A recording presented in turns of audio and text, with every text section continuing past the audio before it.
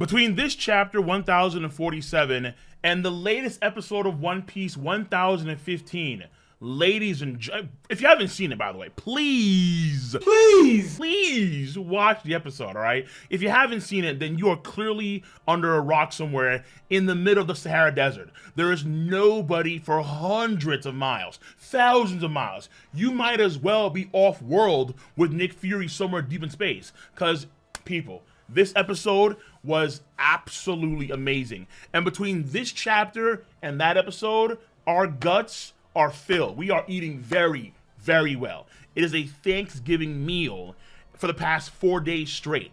We need like a 10-day fast just to reach equilibrium. That is how much food we've been consuming. One Piece fans are eating good without a doubt. So, on that note, if you haven't seen my live stream reaction to the chapter, link in the box below to both Twitch and Requiem, where I do my live streams, link in the box below, number one.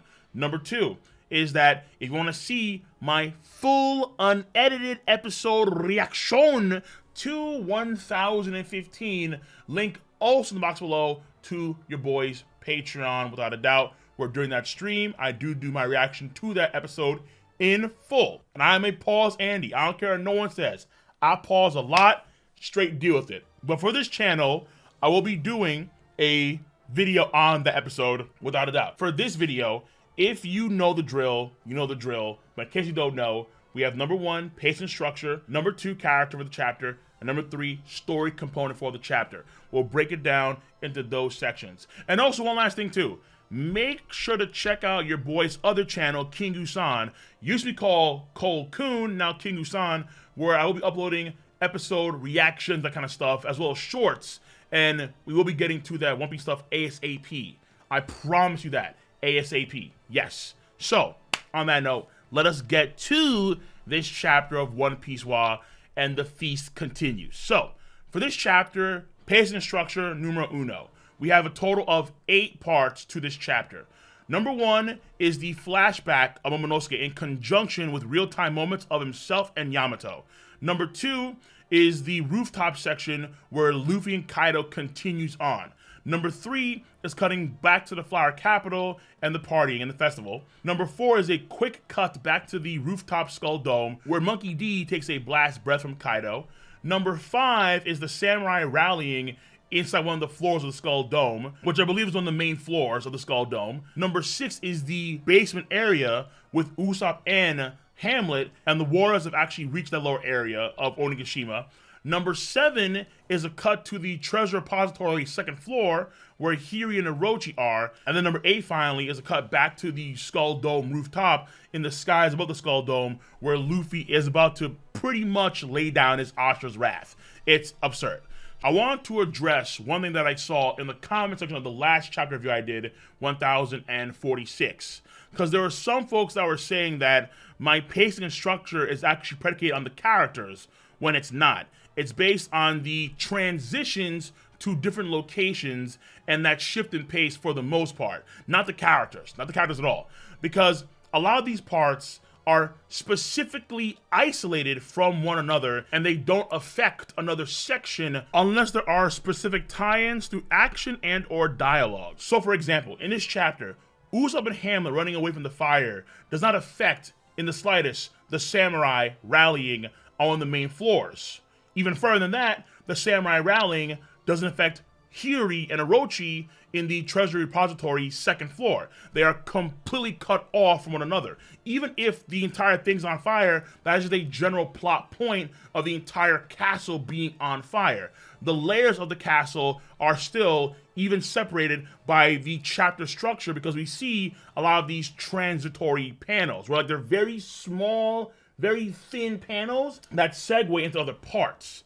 That's why in the last chapter, there were like 12 parts because we were cutting into different isolated parts of Onigashima and seeing what was going on with the fire in those isolated parts that had nothing to do with one another up until Jinbei does his crazy hydro pump with Raizo's help, and then that brings in other parts together. So those transitions and those locational shifts are one of the root factors of the pacing and structure of a chapter. That's how I personally do things. I can understand why some folks want to do things, for example, okay, we're all in Onigashima in the mansion area. So even though we're cutting to other parts of the mansion, we're all still in the mansion. Therefore, just one big part. So if you want to do it that way, that's fine, I suppose. But that seems to be more in line with the overall story progression of an arc or a chapter, rather than how the chapter itself is structured for its pace. That's why, again, Hamlet and Usopp running away from the fire in the basement has no bearing at all on Hiri and Orochi and the fire around them, because they are isolated individual parts noted to by the chapter itself. I'm not saying how I view things is correct, but that's how I view things personally. So then on that note, I would say that this chapter's pacing is actually pretty good. Up until, let's say, page 14, right after we cut away from the Flower Capital and the partying. When we shift from location to location to location, once again, after that part, okay, things kind of get downhill. But from pages 1 to 14, so the flashback, then Kaido v Luffy, then a page and a half of the Flower Capital, that was overall very well paced. But then once the Hyogoro anime starts, what? So I would say it's good paced. Not very good, not great. I think it's overall just a good paced chapter of One Piece, particularly when we have 8 parts to it. Yeah, I would say good. So hopefully what I just said about the chapter structure and the pacing makes a degree of sense. I know that some folks could be still confused about that. Fair enough, fine. What I'll try and do is that if I need to in the future, I will change it up. But I think for the time being, I'm all right. So I'll leave it at that. But I can understand why some folks may be tripped up about that. So that's number 1, pacing, chapter structure. Now, number 2 is going to be character. For character, there are actually a few things of note here, absolutely. Number 1 is Momonosuke. Momonosuke continues to be one of the best characters in this arc in terms of writing, without a doubt. Because in terms of the in-story timeline, very key words right there. Momonosuke in this flashback, leaving with Kinemon and that group willingly, is probably the first sign of his maturity and his growth as an individual. Because it corresponds to Kinemon's words, his response to Momonosuke when Momo said, "I'm just a child. I can't have this responsibility on me." And then Kinemon says, no. Oden passing, you are no longer just a child anymore. Because that burden of responsibility of his clan's fate, of Wano Country's fate, is now suddenly thrust upon Momonosuke. And you have to recall this too. A few moments from that point in the story's timeline, in chapter 973, Kaido was choking on Momonosuke, looking very mean, very menacing in the process, especially back when this is Kaido in the, quote, 100 hostages days. Even though, of course, he's only man of honor, because he throws Momonosuke back inside the castle. But that being said, Momonosuke is crying for his father, crying for Oden, that kind of stuff there. So it's only a few moments after that Momonosuke actually can leave his mother willingly. So that is a sign that, yeah, this is probably the first time when Momonosuke actually went through a lot of maturity, and he had to do so instantly for the sake of the country and for the sake of his clan. That's number 1. Number 2, Toki. Very simple. She was crying and did seem very proud of Momo when he did say his farewells to her in this chapter. Number 3, Monkey D. Nika D. Luffy. And primarily here, it's all combat. So number 1, Luffy did not make a lightning bolt. He actually grabbed it from the clouds. Confirmed. He also just throws the bolt at Kaido in this new attack called Gomu Gomu Lightning, as the Viz say, but I prefer the scans, absolutely, where they say Gomu Gomu no Thunderbolt, for sure. But this kid is doing some very wonky, goofy stuff, still very lax in the fight against a Yonko. Then he actually gets hurled into a lightning bolt, which then he grabs and he spins around it like a stripper on a pole and then rebounds for another attack. This kid Luffy is still doing this Bugs Bunny busted action, and it's honestly just plain scary. So when he does bounce off the lightning bolt, there is a boom sound effect in the Viz, which is kind of weird. So it's still hard to tell if Luffy is actually making lightning bolt into rubber or not at this point in time. Number 2 is that Luffy starts to use hardening in Gear 5 for the first time when he tries to block one of Kaido's attacks. Finally, The hardening is being used by Luffy. The next thing here is on a more memeish note, but Luffy takes Kaido's new attack and he loses teeth. But then a few moments later, his teeth are just fine, as if they regrew without milk. That is a feat. We know in Whole Cake Island, he needed milk to regrow the teeth. The same for Brook and his bones. But him regrowing bones without milk is a feat. Is it dumb? Yes, but this is Luffy, and this is Toon World. So things they're a bit weird. All right, it is what it is. Not necessarily something serious from the note here, but note to self that maybe Gear 5 does come with a certain degree of regen, potentially. Now, next thing here is this. Luffy's body is apparently still weak to cutting attacks without hardening. That I thought was a bit strange, because in 1045, Kaido's spikes on his club didn't pierce his skin at all. Even in this chapter, on page 89 of the Viz translation, Luffy's face is dented in with the spike on Kaido's club, and his face is still fine, not pierced by a spike. So it looks like, for some reason, Luffy can handle, naturally, the stabs from an edged weapon, or piercing attacks in general, but not slashes. Maybe Kaido's club, in Oda's mind, isn't actually viewed as a piercing weapon, even though there's big spikes on it. And we also saw in 895, Luffy take a big spike from Katakuri right to the face when he needed him. But these attacks didn't puncture Luffy, even though it was hard piercing damage. Something that we know could affect Luffy without a doubt and bypass his natural rubber body, because we see this time and time again all the way back in, let's say, the East Blue during the Don Krieg fight, where he's pierced several times by Don Krieg's attacks. But the slashes still work. So I made the assumption that because of Kaido's spikes, Luffy could also handle slashes too naturally in Gear 5. But Oda's making a clear distinction here, because these spikes aren't working on Luffy's body, but the slashes are. Okay, note to self. And then finally, we continue to see Luffy's upscale size increases, where this man is about to bring down God's judgment on Kaido. The man is actually playing Ashura's Wrath, and he's not the main character. He's actually one of the bosses. It's very impressive how big Luffy can get in terms of sheer size with his fist now. Now, number 4 for character is going to be our good old boy, Yonko Kaido, baby. And Kaido shows off for the first time, without being drunk, his bloodthirsty form, where his arms are just huge, hella hulked out. That is somewhat of a big deal, somewhat kind of, because we don't know at all if Kaido has an awakening. And when you think about Kaido once again doing a new type of Thunder Bagua, this time the Death Destroyer Thunder Bagua, and how the last time in 1042 in the bloodthirsty drunk form there was the Thunder Bellow Bagua, then all of these different versions of Thunder Bagua are coming from like these weird pseudo hybrid-ish form. And in a way, because he relies on his hybrid form and his full body dragon form and these pseudo hybrid forms, it does make you wonder if there's actually any space for another transformation and awakening. And this attack that he just did against Luffy, the Death Destroyer Thunder Bagua, according to the scans, is based off of the Daitoku Myo,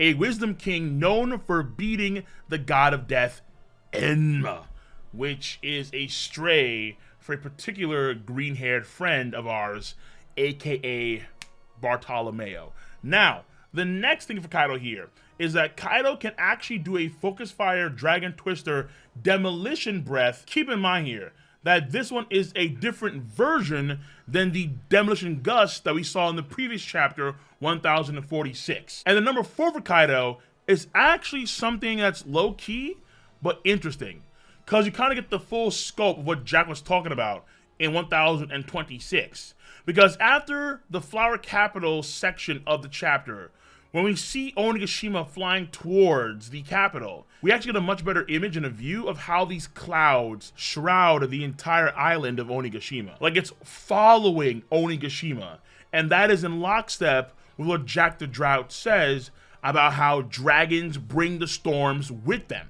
It's kind of eerie, very strange. But again, it does back up Jack's words in that chapter 1026.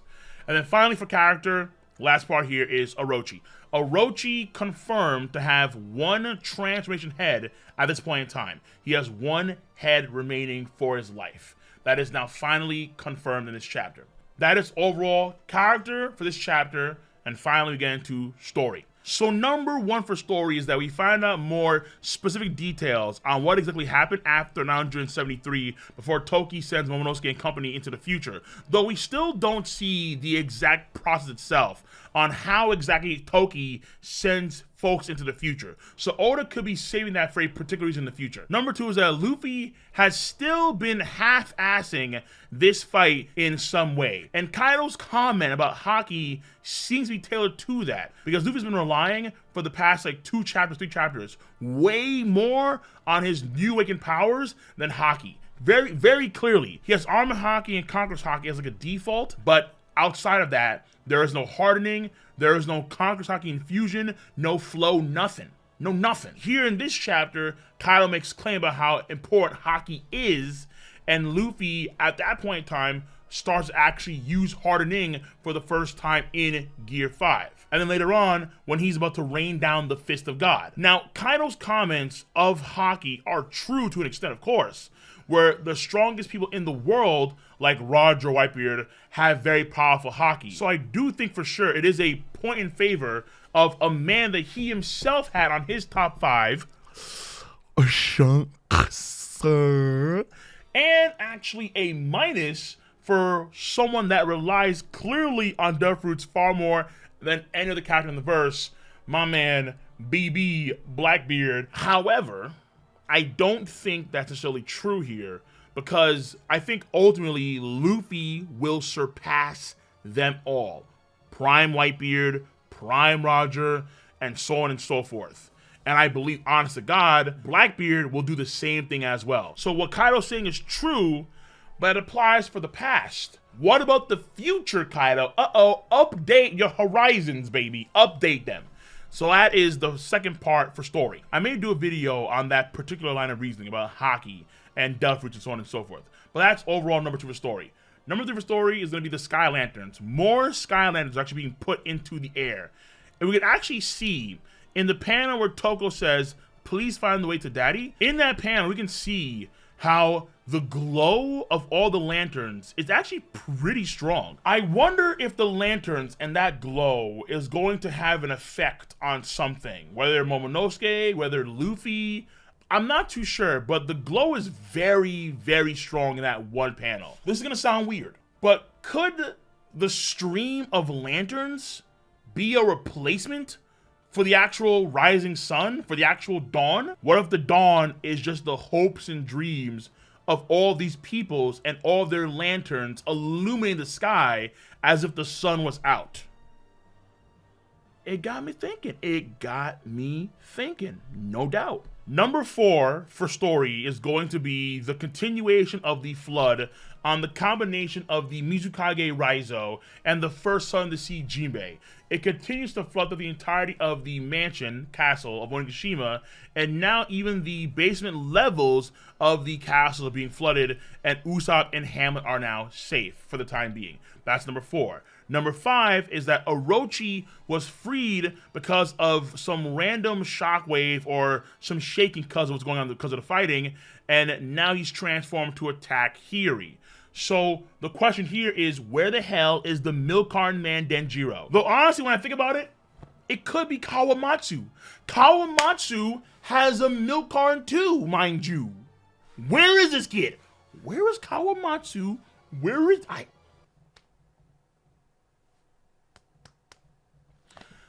Hopefully they both pull up so we can stop updating this weekly Amber Alert for these two goons.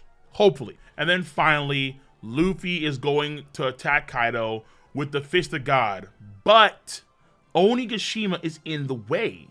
Momonosuke has to move the island now so Luffy can attack Kaido, because it appears, based on Luffy's butt in the Viz Media translation, he won't attack Kaido until the island is actually moved out of the way. That's what I think I kind of get here. And that is the final component for the story for this chapter. So, overall thoughts. Momonosuke.